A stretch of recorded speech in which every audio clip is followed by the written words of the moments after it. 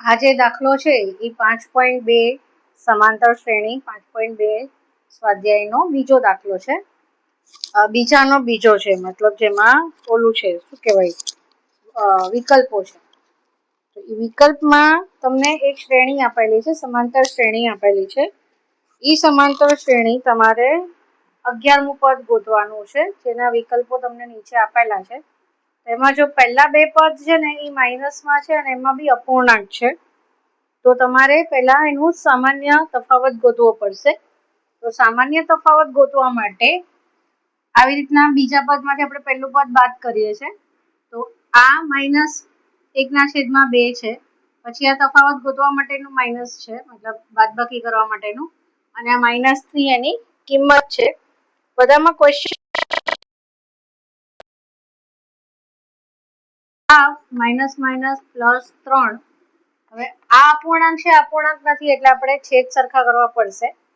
તો 2 અને 1 નો લસા 2 આવે છે, તો -1 + 3 × 2 = 6 છેદમાં 2 -1 + 6 તો 5/2 એ તમારો સામાન્ય તફાવત થશે.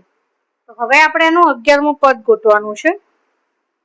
11મું પદ ગોતવા માટે નોર્મલી આપણે શું કરશું, a + tan d. શું કરશું? a + tan d. કેમ? કારણ કે વિકલ્પ છે, તો એની અંદર આપણે સૂત્રો લખવું જરૂરી નથી. આ તમે રફમાં તમે સૂત્ર લખીને ફાવતું હોય તો એમ બી કરી શકો છો, અને આ વસ્તુથી પણ કરી શકો છો.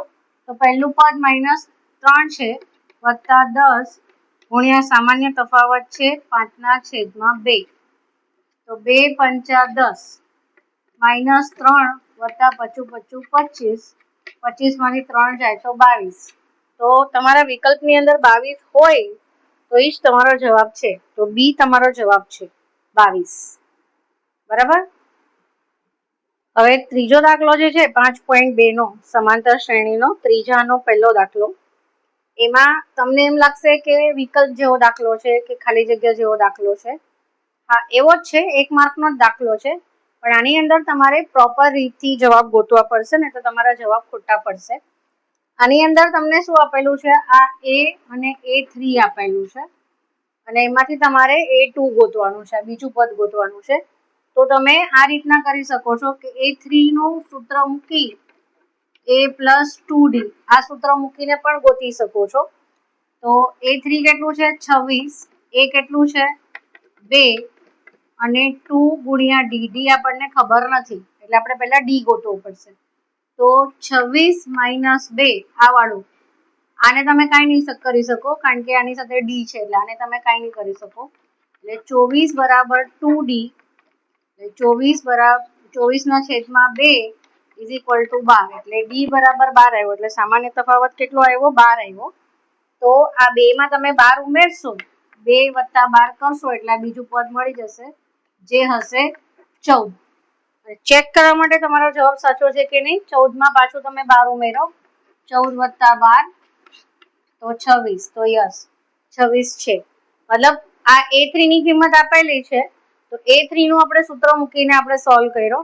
તમને ન ખબર પડે તો તમે n - 1 d વાળા સૂત્રથી પણ કરી શકો છો, એ પણ સેમ જ આવશે, a + n - 1 d. તો n કેટલું છે, 3, તો 3 માંથી 1 બાદ જાય, 1 બાદ કરીએ તો 2, 2d. તો આ એટ ધ એન્ડ આ જ રહેશે, a + 2d જ બચશે. બરાબર છે. પછી ત્રીજાનો બીજો દાખલો,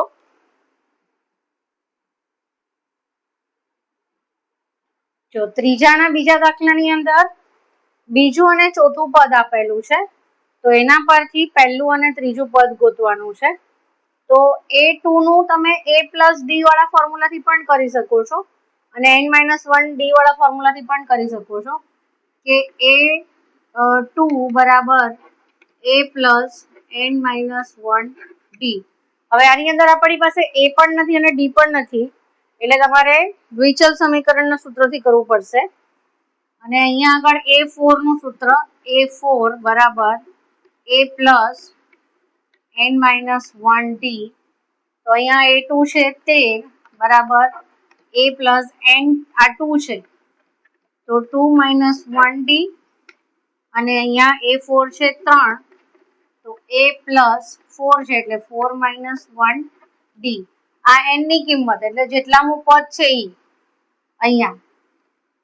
તો 13 બરાબર a પ્લસ 2 માંથી 1 જાય તો 1 એટલે a પ્લસ ડી અને 3 બરાબર a પ્લસ 3d.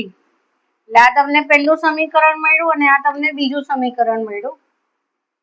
જો આ હું એક એક વસ્તુ શેના માટે કરું છું, કારણ કે ઉદાહરણના દાખલામાં આવી ટાઈપના કોઈ દાખલા નથી, એટલા માટે તમારે આવી રીતના કરવું પડશે. એટલે તમને કેવી રીતે કરવાનું એ સમજાય એના માટે હું થોડો ડિટેલમાં વિડીયો બનાવું છું.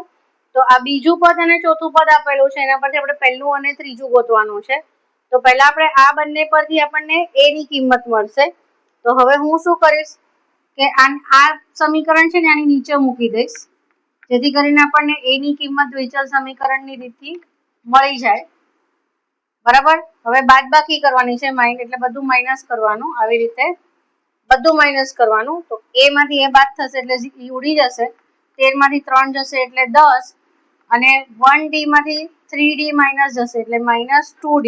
એટલે અહીંયા તફાવત માઇનસમાં આવે છે, કારણ કે જો સંખ્યા ઘટતી જાય છે એટલે તફાવત માઇનસમાં છે, એટલે d બરાબર -5 આવશે. કારણ કે 10 ને આપણે -2d થી ભાગાકાર કરશું એટલે d બરાબર તમારો આવશે -5. તો હવે આ 5 ને -5 ને અહીંયા મૂકો પહેલા, એટલે 13 માંથી 5 બાદ કરશો એટલે શું આવશે 8. બરાબર. અને હજી એ આપણે ગોતવાનું છે. તો જે પહેલું સમીકરણ હતું શું હતું, એમાં 13 હતું. બરાબર. 13 બરાબર a પ્લસ ડી હતું. તો હજી એની કિંમત ગોતવાની બાકી છે. તો આપણે ડી ની કિંમત મૂકી અને એ ગોતીશું. તો આ -5 છે એ આ બાજુ આવી જશે એટલે +5 થઈ જશે, એટલે આ થઈ જશે 18. એટલે આ 18. હવે જો તમારે ચેક કરવું હોય તો કરી શકો છો. 18 માંથી 5 બાદ કર્યા એટલે 13, 13 માંથી 5 બાદ કર્યા એટલે 8, 8 માંથી 5 બાદ કર્યા એટલે 3. એટલે આપણો ડી નો જવાબ છે -5 અને એનો જવાબ છે 18. 5.2 નો ત્રીજાનો બીજો દાખલો. 5.2 નો ત્રીજાનો ત્રીજો દાખલો. એમાં પહેલું પદ આપેલું છે અને ચોથું પદ આપેલું છે. ચોથા પદમાં આવી રીતના છે. તો આને પહેલા નોર્મલ અપૂર્ણાંકમાં કરો, 9 દુ 18 ને 1 19. આ નીચેનો નંબર હોય ગુણાકાર કરવાનો, ઉપરનો નંબર ઉમેરવાનો અને આવી રીતે 9 દુ 18 ને 1 19 ના છેદમાં 2. બરાબર. આવી રીતના છે. તો આમાં તમને પહેલું પદ આપેલું છે એટલે તમે ડાયરેક્ટ a4 ના સૂત્રથી કરો કે a4 = a પ્લસ n-1d. તો a4 કેટલું છે 19 ના છેદમાં 2 જે આપણે ગોત્યું. a4 કેટલા a1 a2 a3 a4. બરાબર. તો a5 આપેલું છે એટલે 5 લખો. ચોથું છે આ પદ, આપણે આમાં ડી ગોતવાનો છે. ડી મળશે તો આપણને બીજું ને ત્રીજું પદ મળશે. બરાબર. તો 5 ને પહેલા બાદ કરી દો 19 ના છેદમાં 2 માંથી, પછી 4 માંથી 1 જાય તો 3d. તો હવે અહીંયા આગળ લસા કાઢો, કારણ કે અહીંયા આગળ અપૂર્ણાંક નથી.